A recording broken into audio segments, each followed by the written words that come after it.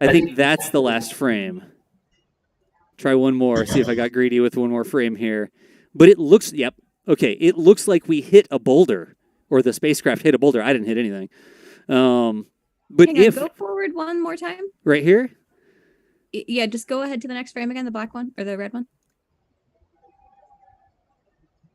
Yeah. There you go. I'm trying to see if we can match up. So you see the top boulder that you can see. I'm trying to figure out which one of those it was. Yeah. On the last screen. I don't even know if we can. There's like a bright part, and then there's a dark, and there's sort of a triangle. Yeah.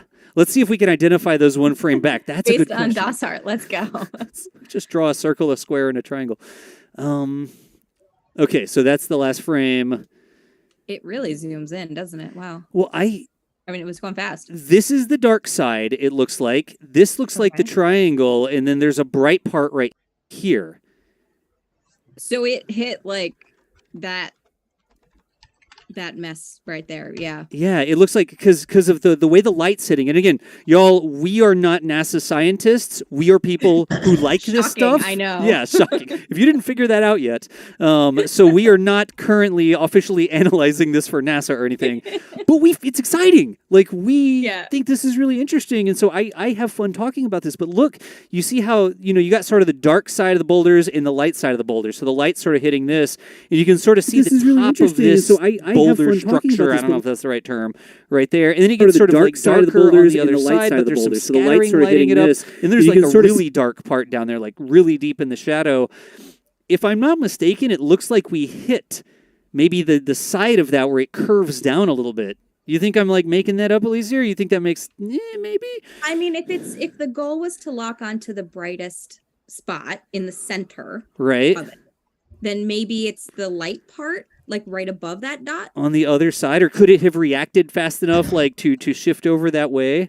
No, I mean just above it. Because it zoomed in real big. Maybe it was kind of moving up. If it wasn't like up there or up there or something like that. I mean, yeah, but I mean, regardless, it's like in that area. It hit a rock. It hit a boulder. Yes. And so yes, it crashed right into directly a boulder. I would love to see if we like rolled that boulder across the surface or something. Yeah. Like the spacecraft. It probably shattered into a bunch of pieces. It's 15,000 miles an hour. I mean, it probably shattered and went kablamo out into space. Did we like destroy the boulder completely by hitting it with a spacecraft at 70,000 miles per hour? I would vote yes. That's a good. Did we like crack it in half and completely shatter one side of it and the other one like went flying off the asteroid or something? I'm super curious. I think we left a little bit of a dent. That's what my vote would be. A little bit of a dent. A little bit of a mark on the moon. Oh my gosh. Okay. I cannot wait to see these images, though. This is going to be so cool. This is just the coolest thing. Again, I was flabbergasted. Like when it started to become pictures of rocks, I thought it was just going to be a blob. And I'm like, yay, we hit the blob. And I didn't expect to get pictures of rocks. It's so cool. There's rocks. I've never been so excited to see rocks, But they're rocks in space. On an asteroid moon. There you go. That's between Earth and Mars, guys. Like, isn't that cool? Oh my gosh. It's amazing. This is just the coolest thing. Again, folks. That's between Earth and Mars, guys. Like, isn't that cool? Oh my gosh. This is just the coolest thing. Again, folks. That's between Earth and Mars, guys. Like, isn't that cool? Oh my gosh. This is just the coolest thing. Again, folks. That's between Earth and Mars, guys. Like, isn't that cool? Again, folks. That's between Earth and Mars, guys. Like, isn't that cool? There you go. There's a space shuttle behind her. Out in New York City, and this is sort of a joint program between Impacta and NASA Spaceflight to bring coverage on a monthly basis. We do these virtual shows called Virtual Astronomy Live, and we'll have the guy that flies the helicopter on Mars, or scientists, or Scott Bellamy, or people talking about James Webb, or somebody who knows about origami talking about how that helps us learn to fold up solar arrays and mirrors and stuff like that. So that's what we do here on the channel. If you're confused what's happening, this is a joint venture between NASA Spaceflight, the independent media organization, not affiliated with NASA, and Intrepid Museum. That is sort of what we do. So wherever you're watching, whether you're on Facebook over there, you're on the YouTube channel, you're watching on Twitch, if this is the sort of content that you like, make sure you toss a follow in. Like, click the follow button, like and subscribe, or like whatever. We do these sorts of things on a regular basis, and I think given the success of this one, Alicia, we may look at doing more live mission coverage like this. Absolutely, we should. This is really amazing. It really great. I'm so glad that they were able to take some time for us as well. I would imagine if I was over there at APL, I'd be like glued to my computer or glued to mission control and I don't know, sweating bullets in the background. Like, what's going on? Are we going to hit it? But that was so generous of them to be able to enjoy and take some time with us. That's so cool. Yeah, absolutely. Massive thanks. I mean, Scott Bellamy was the mission manager for the DART mission, right? And Andrew Ching there was the scientist, the lead investigator, I guess, for the mission. Like, literally, he told us that he came up with the idea for the mission while exercising. It's the coolest thing. And he took time out of this event, and he was sharing that time with us here live. We cannot say thank you enough to all of the folks that made this happen. But at least we didn't really have like a hard and fast stopping time. We just sort of said, we'll see what happens. We're talking like 7:30, 7:45. We're coming up on 7:45 here. Any other parting words as we sort of shut down the stream, I guess? I don't know. Are there any other questions or anything that we can answer? Oh, geez. That's a high question. I don't get too many questions. Gordon Murphy says this stream was amazing. So, Gordon, thank you for that. We're able to do it because y'all keep showing up. Mario Borovkinin says, I think it's time NASA starts using NSF for official NASA TV programs. Hey! Thanks, Mario. They know how to get in touch. Call our people. Actually, it's just us. Just call us directly. Here's one. How will we know if the asteroid was destroyed? I don't think they were trying to destroy the asteroid, right? Yeah, so DART is unable to destroy. Well, actually, I should preface this by saying if it is just, we saw it really wasn't, but if it was just like a big, loose, amorphous drop of rocks, then it would have sorted it out. But DART, as they intended it anyway, it could not actually destroy that moon, nor, and I don't think we ever said this in the stream, FYI everyone, this is not an asteroid that will be impacting Earth. Yes, that's good. This was never a dangerous asteroid for us. It is far enough away that it is not going to ever impact us based on the trajectory, and DART impacting it will not make it do so either. Right. So we're safe from this. Don't worry, it's not going to hit us like that. But no, it's not actually going to destroy the moon. It just is going to kind of bump it a little bit. Yeah. See if it can change its motion. And that's why I brought up this graphic here. This makes a lot of sense. We're not just like firing at random asteroids in the solar system and then like, who knows where one day will they hit us or not, right? The asteroid that we just crashed the probe into was captured around the larger asteroid here. So it was actually in orbit around the larger asteroid, and the probe crashed into it. Like if you look at this, you can sort of see the way that it's orbiting. And when it comes around one more time here, Dimorphos, please, the probe sort of like got in a head-on collusion with it, right? Like that. Bam. Well, come on. Go ahead. Hit it.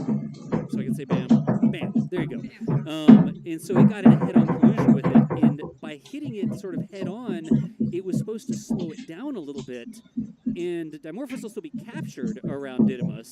It's not going to be knocked off into some random trajectory that we can't predict around the solar system. It's still captured there around the larger asteroid, and they're going to observe exactly how they affected the orbit, and that'll let them know how much they were able to actually change the trajectory of the asteroid by literally crashing into it on purpose. So that's a very, very important distinction. They were crashing into an asteroid that was orbiting another asteroid that was orbiting the sun. They weren't crashing into an asteroid that was about to crash into Earth. We didn't have to scramble Bruce Willis in very confusing space shuttles or anything like that. Like, this was a test in a very sort of controlled environment, right? Not an experiment or something that is actually going to hurt us. Yes. This is an experiment in, like you said, a very controlled environment.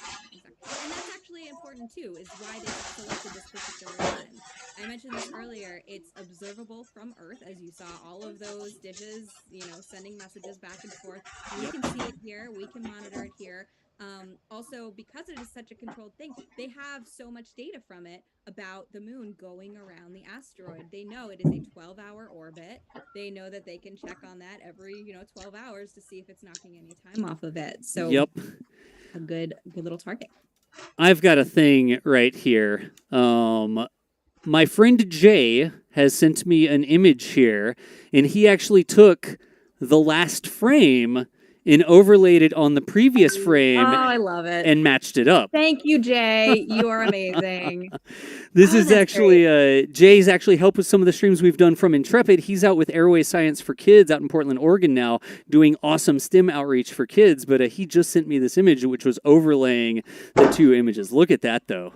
So it's right kind of in the center of all those boulders there, just like you were saying. Yep.